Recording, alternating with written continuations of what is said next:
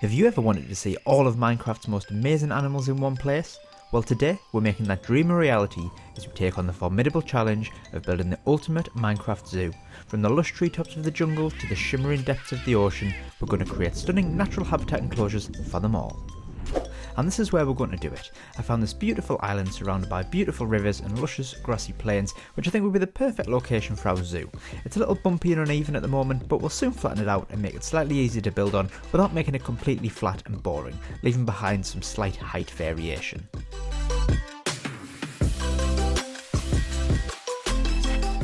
Once the island is suitable for building on, we're going to start planning out all of the enclosures. Now, we're going to be focusing on the creatures in the game which are real life animals. We'll save the evil creeper zoo for another video. I've whittled it down to 13 different enclosures and grouped some of the animals together which live in the same biome. For example, the parrots and the ocelots will live together in the jungle enclosure, and the cows and the sheep will live together in a farmyard enclosure, and so on. I tried to make each enclosure big enough for the animal to be happy in, but also staying with the restraints of the island.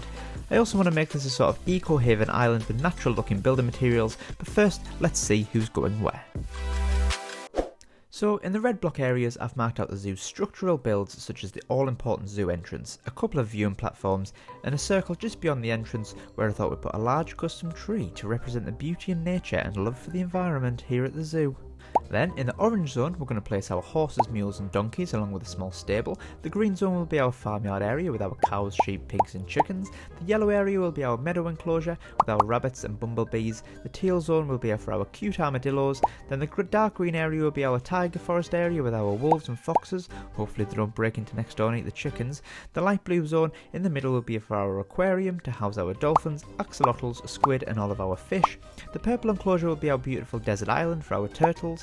Next door will be our swamp enclosure for our frogs in the pink zone. Then the dark blue area will be the jungle enclosure to house our ocelots and parrots. In the middle white zone there's going to be an enclosure for our pandas. Opposite in the black zone will contain our polar bears. Then in the dark yellow zone we've got our camel desert enclosure, and finally we've got our mountain enclosure for our lovely goats and llamas. Whew, that was a mouthful. Right, first off let's build our zoo entrance. So I want to make this really attractive because it's obviously going to be the first thing that our visitors see, and I want to make it as modern but also using natural blocks like I said earlier, so stone, wood, that sort of thing. So you can see me here building two little ticket offices made out of stone bricks, and then I had like a wooden canopy over where people will be queuing to protect them from the weather, and then adding some detail with some stripped logs, adding some support beams there as well. Then I'm going to add a couple of windows, some little ticket office windows there for people to get the tickets from, next to the entry gate. Add some lovely dangling lanterns just to brighten the place up, and then some nice shrubbery and some flower boxes at the front, just a bit of decoration there. And then we're going to add some texture on the ground to establish it into the area, and then it's time for the most important part, the all-important zoo sign.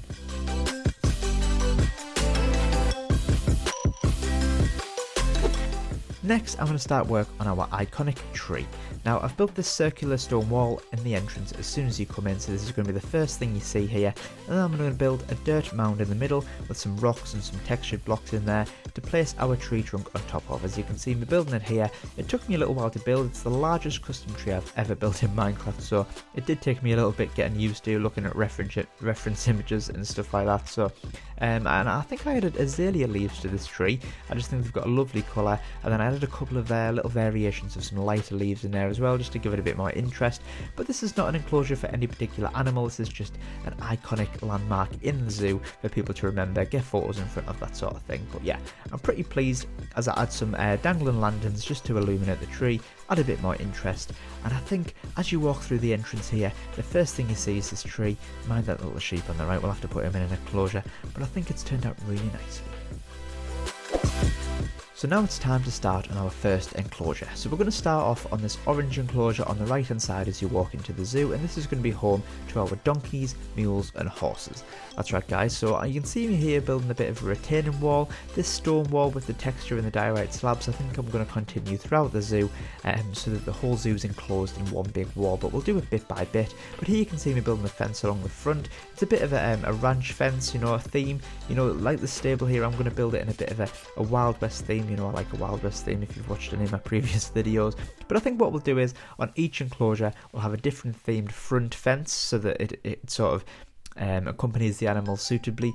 Here you can see me texturing the floor, adding a bit of a canopy to the right to put some hay bales in, And then I think it's time to add some trees, make the place a bit more natural for the animals.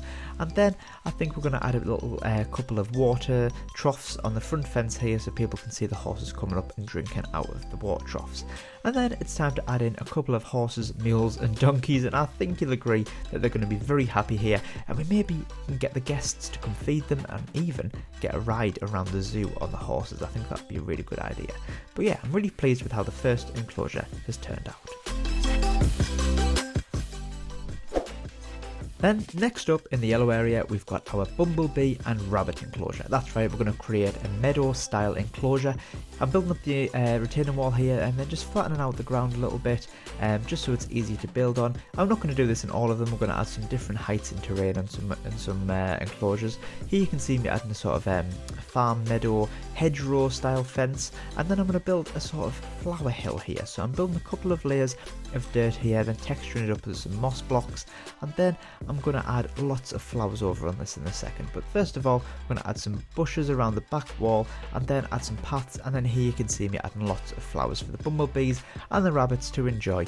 And here you can see me adding in the hives. We've got 5 hives all together, and then I'm adding a nice blossom tree with some nice blossom falling over the hill there, and then we're adding some flowers around the edges and then some more flowers along the path to create this beautiful meadow suitable for our meadow animals.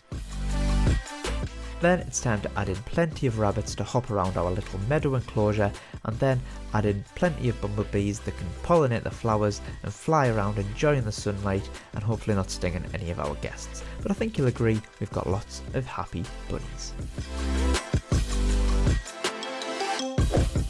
Next up, we've got one of the newer and one of my favourite animals in Minecraft, the armadillo.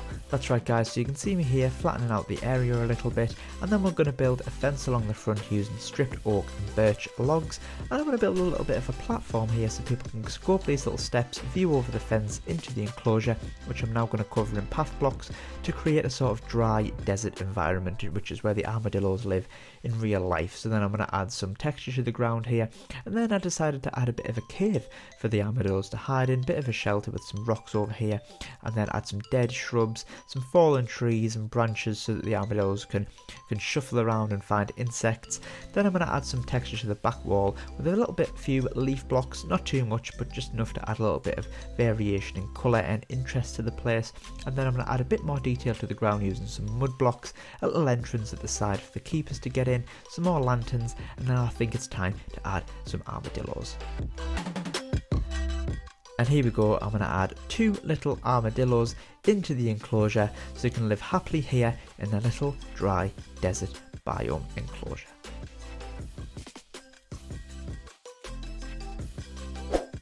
Next door to the armadillos, we're going to start work on our turtle enclosure. So you can see here I'm building the retaining wall again, and then I wanted to create a desert island. So I'm create a surrounding sand area here and the starts of the island here, and then I'm going to dig down to create a miniature ocean. So I'm going to create a little Mediterranean Sea here that the turtles can swim in. So I'm going to add some texture to the sand as well with some rocks, some cobblestone mossy slabs and stuff like that, and some dirt, and then fill in the ocean with some water. Now I'm sure there's easier ways of doing this, but it did take a little while to fill in the hole. But here you can see the island peeking out the top of the ocean here with some stones and texture on it, and then I'm going to add a couple of palm trees just to give it a bit more of an exotic feel, and then I'm going to add some more texture around the edges, add some seagrass into the water to add a bit more life and a bit more movement to the enclosure. And then for the front wall we're going to choose some sandstone blocks just to fit with the sandy theme, add a couple more rocks, and now it's time to add a couple of beautiful turtles into the island, add a couple of eggs on the sand island here, and then 2 beautiful turtles to live the rest of their lives in paradise. And I think you'll agree they both look very happy here.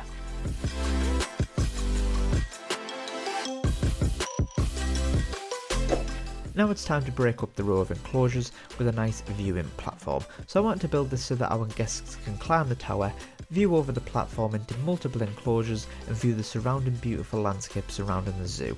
Now I used the same materials that I used for the entrance, so we've got our stone, our wood, and I wanted to get the platform a similar look with the canopy being quite similar to the entrance as well, giving it that natural but modern look that we can carry on throughout our zoo.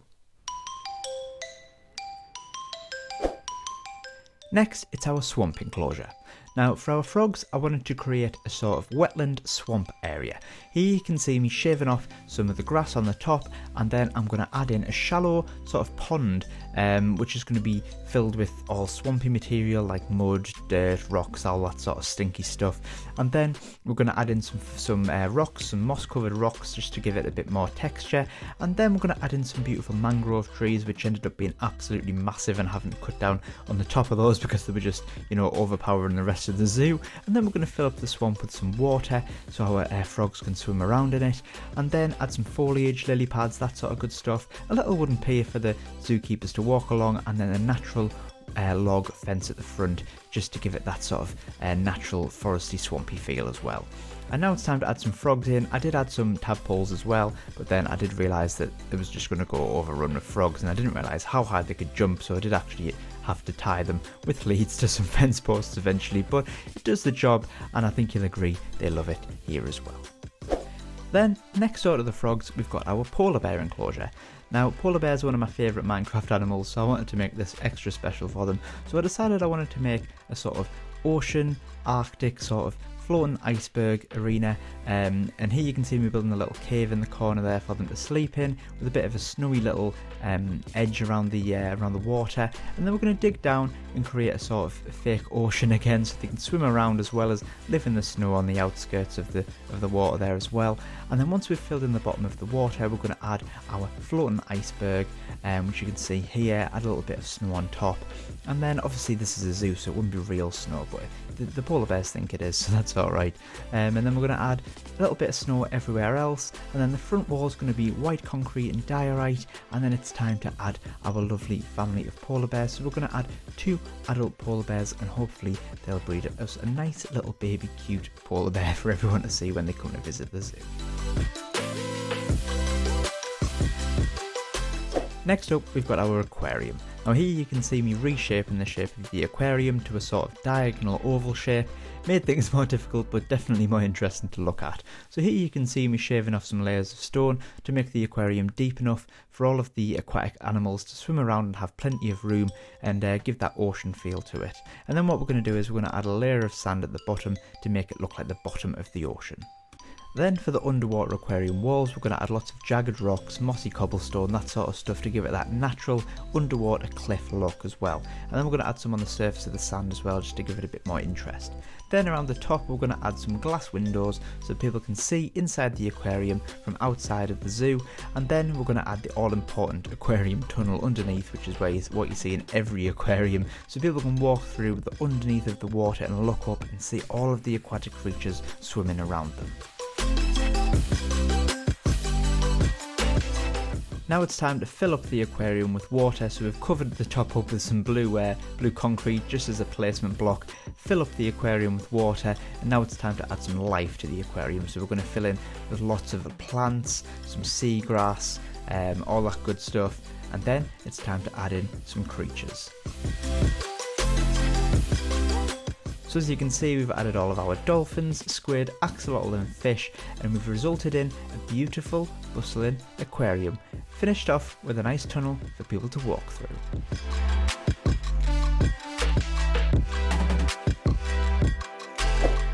Next up, we've got the barnyard area. So this is going to be home to the sheep, the cows, the chickens and the pigs. So this is going to be a bit of a petting zoo where people can come in, feed the animals, come and get up close to them. They're just farmyard animals, they're not dangerous. So we've built a little bit of a barn here with the traditional curved roof there, as you can see. And then we're going to plan out the different pens. So we've added a front fence there, and then we've planned out different pens for each animal.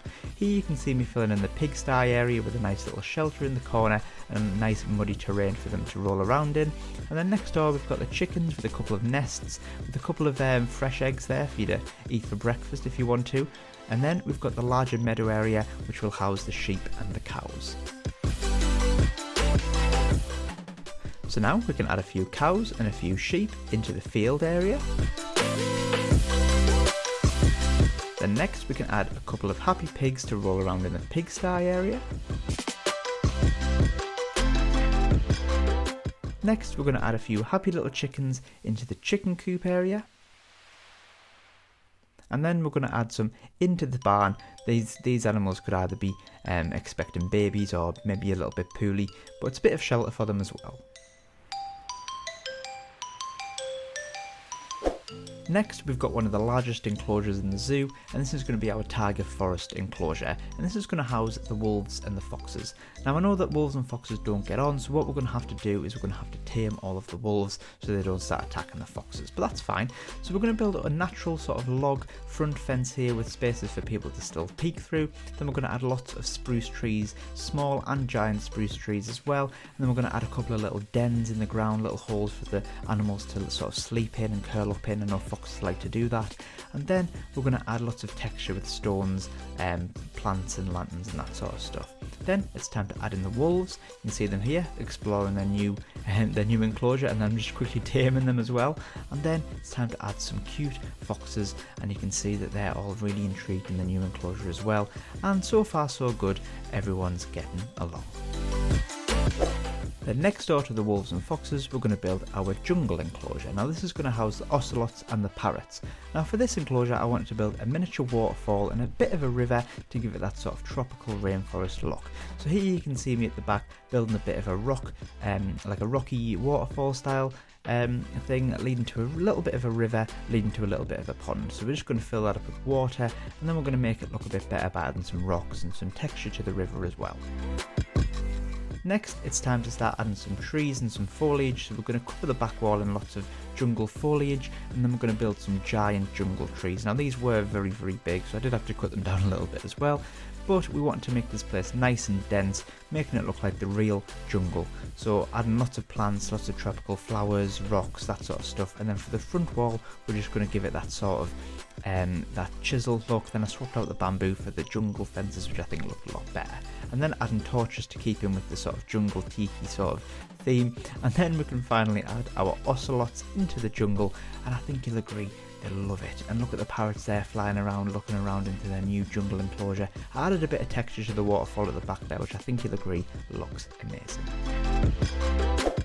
Next up is the camel enclosure. So first of all, I'm going to quickly paste in another viewing tower on the left here so people can get another perspective of the zoo, and then we're going to fill in the retaining wall at the back like we have done on every enclosure so far. Bit of a steep slope at the back there, so we're going to level the land out slightly, because what we're going to do here is we're going to remove the dirt and we're just going to fill it in with lots of sand to create a simple but effective desert enclosure which our camel will be happy in. So we're going to fill in the gaps here with lots of sand, and then we're going to add another little level just to give it a bit more interest, and then we're going to add the detail to the back wall, and then for the front wall we're going to add some sandstone with some fences along the back just to stop the camels escaping, a little pyramid, some cactus and some dead bushes. Really simple really.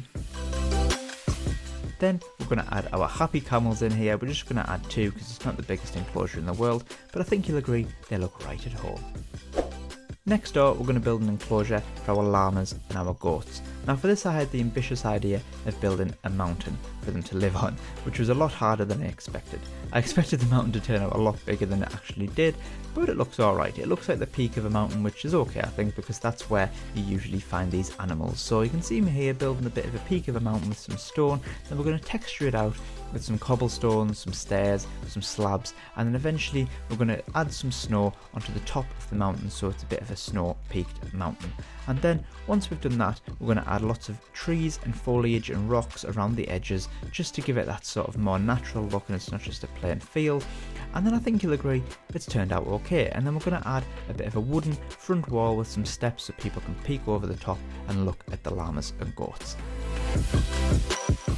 Now all that's left to do now is add in a few alpacas or llamas, whichever you want to call them, and then we're going to add a few goats as well and hope that they all live happily ever after on our Llama Goat mountain. Now we're on to our final animal enclosure. That's right guys, the pandas. So what we're going to do is we're going to quickly reshape it into a perfect circle here, and then we're going to add a stone wall around the outside, and we're going to create a bit of a trench so that the pandas can't escape and get to the people, and people can't get into the pandas. So what we're going to do is quickly fill this out at the bottom with some gravel, and then we're going to shave off the middle bits and add some more texture to the sides like some rocks and stones to give it that more natural look for our pandas. And then once we've done that, we're going to fill the trench around the edge with some water, and then we're going to build them a little cave to live in here with some more stones, some mossy cobble, that sort of stuff, add some shrubbery, and then we're going to add the all important bamboo that our pandas so famously love sitting and eating. Then finally, we're going to pop ourselves a couple of pandas into our final enclosure.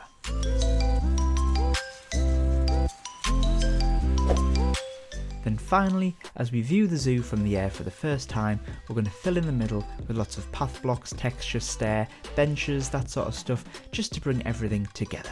And I think viewing it from the air for the first time, I think you'll agree, it looks amazing.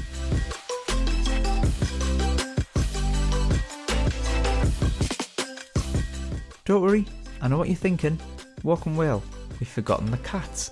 Well, don't worry, we haven't forgotten the cats, because the cats can live here at the zoo, but they're not going to have an enclosure. They're just free to roam around wherever they want, visit the animals, let people stroke them, and just be free to live on Zoo Island.